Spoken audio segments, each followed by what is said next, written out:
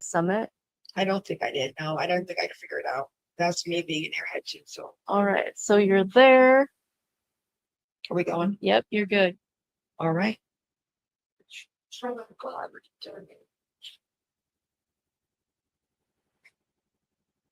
Right. Well, just just okay. Hi everyone, my name is Stacy Ano, and I'm here to talk to you a little bit about insulin resistance and the reasons why we have it and the struggles that come along with it.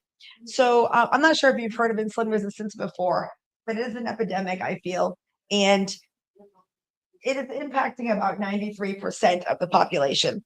So, insulin resistance, the textbook definition, is a condition in which the cells of your body stop responding to the hormone insulin.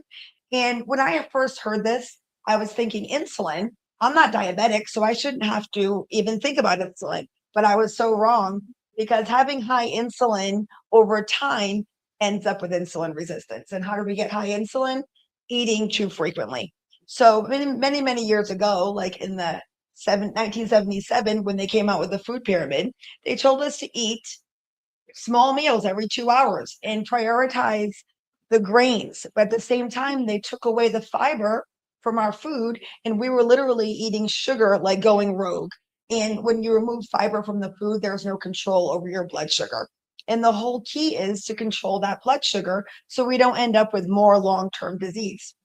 And so the goal is to keep the insulin levels low. So let me dive into really quickly about how the body runs.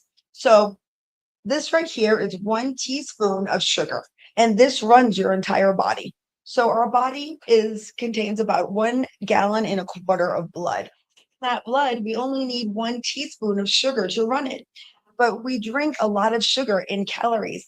Think about the sodas we drink. A Coca Cola is about 9 of these teaspoons. So if we need one to run the body, where's the other 9, the other 8 teaspoons going? That's getting stored in our muscles and in our fat cells and on our liver. And a lot of people are ending up with non alcoholic fatty liver thinking it only impacts alcoholics when honestly, or people who drink heavily, when honestly, it's the sugar that's causing it from food. So I teach people how to manipulate the system or tweak the system and eat the food the right order and the right way so it can benefit our health and not hinder it. So let's chat a little bit about what we would do if we were going to fix our insulin resistance. So, like I said earlier, 1 in 3 people are impacted by insulin resistance. And insulin resistance means we have high insulin.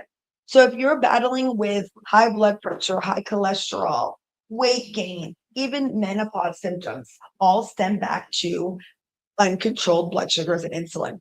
So, when we put the fiber back into our life, we literally change everything. So here's exactly what I do that caused me to lose 40 pounds and fix all my menopause symptoms. My high blood pressure is now regulated. I don't need medication for everything.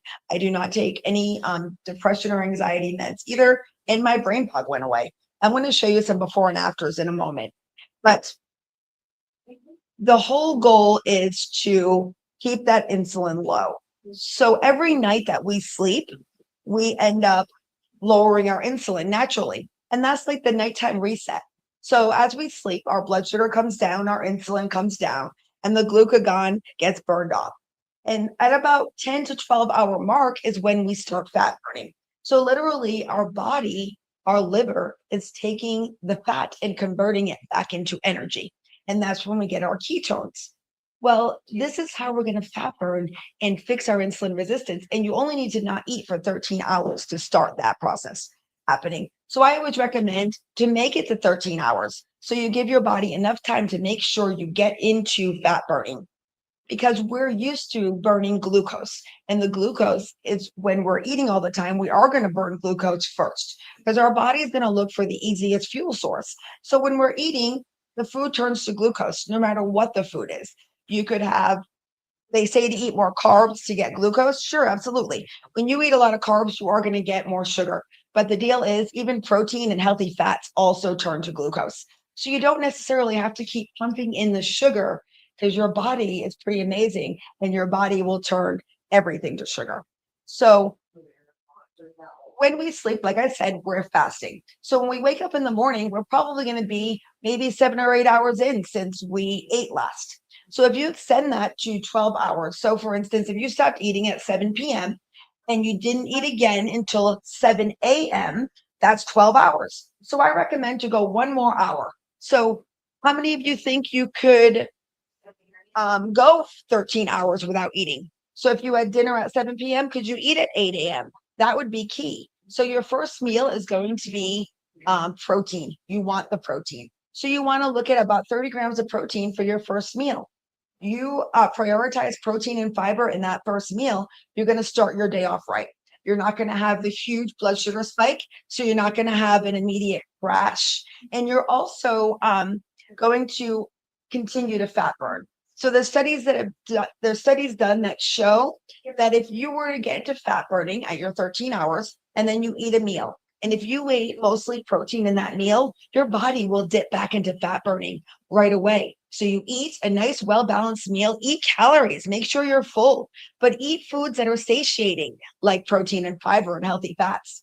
And then eat the meal and then wait 4 hours and eat another meal. That way your body is regulated. You're not having the blood sugar roller coaster ride that's causing you a lot of issues. So a lot of people get concerned about being hungry while you're fasting. Am I going to be hungry? How can I starve myself? Well, you're not starving yourself. We feel that we are. Honestly, the average American probably never even knows what it's like to be starving because we use food so often that we get a little hunger pain when we're like running for the fridge, right? I mean, that's what we all do. But honestly, the bodies do well with taking a break from food. You really will help yourself out a lot. So I know there is a concern there. And just so you know, sugar, this little guy right here, is 10 times more addictive than cocaine. So there is a dopamine response, which does make it seem like you have no willpower. But honestly, it's just a chemical addiction. So just like any other addiction, you just need to refrain from it to make it better, right? So me as an alcoholic, I don't drink alcohol. And if I do, I start craving it. Same thing with sugar. So just think about potato chips, Pringles. Once you pop, you just can't stop. Same kind of thinking right there. So in order to stop the cravings, don't put as much in, right? So when I lowered the amount I did this, all of my issues went away. So what I do in the morning is I wake up and I drink this drink. Now I'm not sure if you ever heard of yerba mate. Yerba mate is a beverage they've used in South America for centuries. And they use it for things like energy, focus, stamina, and improved mood. And best of all, it shuts down the food noise. You know, the constant chatter about feed me, feed more, feed me, see more, feed me, from the, what is it, Little Shop of Horrors. That's what I feel like when you're constantly thinking about food and running for another snack. If that's you, that's why you would like to try this. Because this yerba mate quiets down that food noise. So if you're a person that's snacking, you can replace snacks with this. And honestly, I used to drink a pot of coffee a day and about 4 or 5 Red Bulls. And I am a hyper person to begin with, but I was always exhausted because I was fueling my body on sugar and it was causing me to be tired. Even a fast talker like me, I was literally drinking caffeine like it was going out of style and no relief. And I've replaced it with this. I still drink coffee, but I don't drink the Red Bulls anymore. And I literally drink this instead. And I just love how I feel when I drink this. So I sip that all morning. I get to my first meal. I'm going to eat protein, fiber, healthy fats, and carbs. Usually scrambled eggs with avocado, but that just depends on what you want to eat. Menu is open and I will help you with all this. And I came up with menus and scripts to help you as well. So I drink one of those in the morning, get to my first meal. I eat a well-balanced meal. I wait another 4 or 5 hours before I eat anything again. And then I get to my second meal. You can do 2 or 3 meals. It's up to you. I choose to do 2 meals. You can do 1 meal too. That's fine as well. Whatever way you want to do it, and switching it up is important too. If you stay the same, your body will get used to it. So you might plateau. And in those circumstances, I would just say, well, why don't you add an extra meal for that day or stop fasting for a couple of days or do 2 meals or just switch it up. You want to just like stimulate your system, kind of like tweaking it a little bit, getting it to maybe pressuring it, I should say. When you pressure your digestive tract, you will end up like sparking your metabolism to start going again. and you'll see what works with you. And it's not cookie cutter, but the basics are the basics. So it's waiting the 13 hours from dinner last night to your first meal today, eating 2 or 3 meals a day, depending on what you want to do, switching it up, knowing, like, set yourself up for success. Make sure you have protein available and fiber, things that make you feel full. When we don't have something available, that's when we fall short, right? So we get starving and we hurry up and grab whatever quick treat. Always just know until you get used to it, you just want to have yourself set up for success. Now, along with this tea, I also have a fiber packet that comes with it as well. Now, the fiber came out from a company called Rexall Drugs in 1990, and it's proven clinically validated that it lowers your blood sugar 37 to 43%. It also is proven to be the same or a little bit better than some of the medications that lower your lipids that you might get from your doctor. The other thing it does is a multivitamin. So you get a complete B complex in there, and it does heal your gut. So I had IBS for 19 years and it went away in 2 weeks. After numerous colonoscopies and being told there is no way out of this IBS, stop stressing out so much, I fixed it in 2 weeks.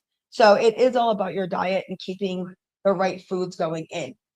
It is true, you are what you eat, and you get in what you get out what you put in, literally. And I know we probably all heard that growing up and what it meant. This is when it's all coming like true for me, when I can understand what that meant.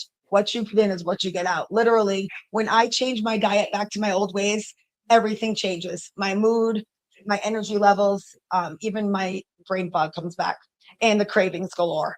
So just to reiterate really quick, the whole goal of this is to keep the insulin levels low. We do that by tweaking the system, so to speak. So stop eating at about 7 o'clock at night. Your time is up to you. I'm just going to give you a time for this. Stop eating around 7 o'clock at night. Don't eat again for 13 hours. In the morning, you drink a tea, or if you choose to do it on your own, just drink water in the morning, black coffee, or a sugar-free tea. You eat a nice meal. Make sure you eat.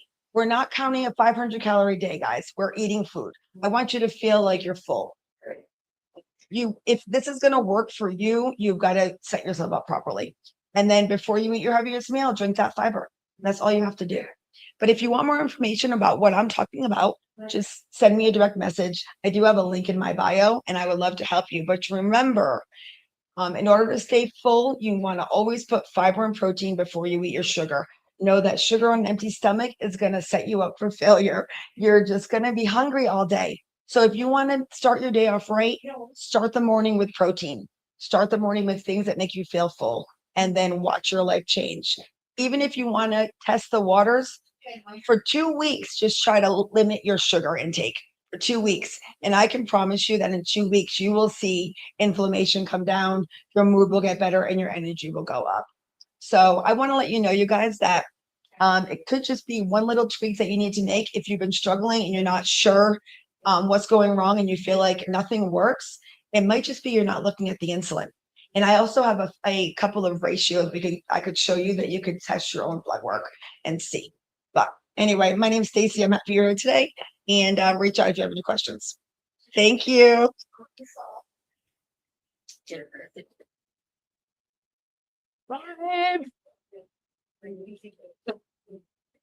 Thank you, Stacy. That was amazing. I hope everybody here, vendors included, have taken a minute to go over and say hi to Stacy. She's got some samples.